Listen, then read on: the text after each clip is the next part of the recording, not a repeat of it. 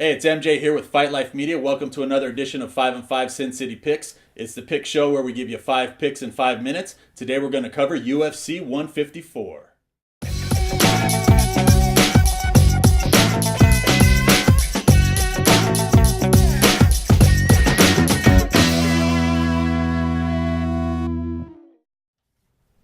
All right, before we get started, I want to make a shout out to Dylan Jarling and Mikey Perez. They've got a 185-pound title fight coming up with Tough Enough on November 21st.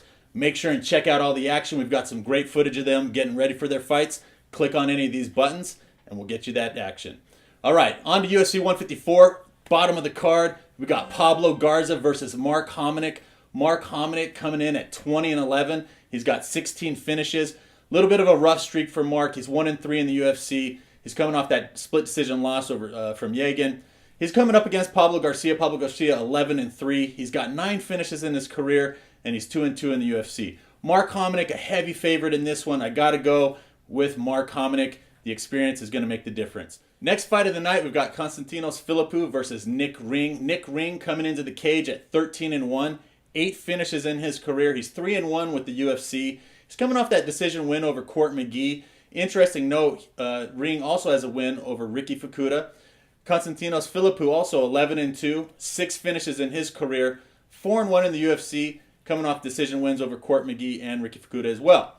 Interesting matchup. You know, Philippou is a heavy favorite in this one. For some reason, though, I'm feeling Nick Ring on this one. I think he's going to come in and get the upset, going with Nick Ring.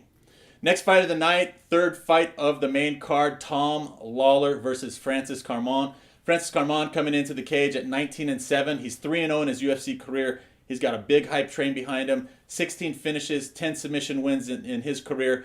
Coming in against Tom Lawlor. Tom Lawlor, always a gamer, 8-4 in his career. 4-3 in the UFC. A little bit of a mixed bag there. I think the biggest difference maker here is that Tom Lawlor has a little bit of a challenge on the ground. He's got 2 submission losses, and that's one of Carmont's strengths is his submission game. I'm going with Francis Carmont by submission.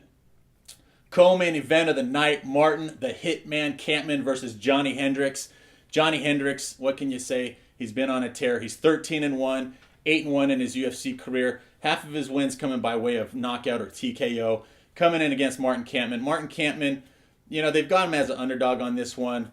He's getting no love lately. He tore through Rick Story. He beat Alves. He just beat Ellenberger. He's a well-rounded fighter. 15 finishes in his career. He's 20-5. I got to go with the upset. I'm thinking Martin Kampmann takes this one way or the other.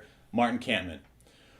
Main event of the night, you've got the French-Canadian king, Georges St. Pierre, making his comeback. 20-month layoff. He's 22-2. 4 straight decision wins when he's been defending his title. So not much of a finisher in St. Pierre anymore. Going to be interesting to see how he comes in against Carlos Condit. Carlos Condit coming in at 28-5. He is a finisher. 26 finishes. He beat Diaz by decision in his last outing. I think that the difference maker in this one is, no matter what people say about Georges St. Pierre, his wrestling game is going to be the difference maker. I see him doing his thing, coming in, taking Carlos Condit down repeatedly, holding him down, beating him up. Georges St. Pierre by decision. As always, for additional coverage and exclusive content, make sure and check us out at fightlifemedia.com, where we're covering MMA from the ground up.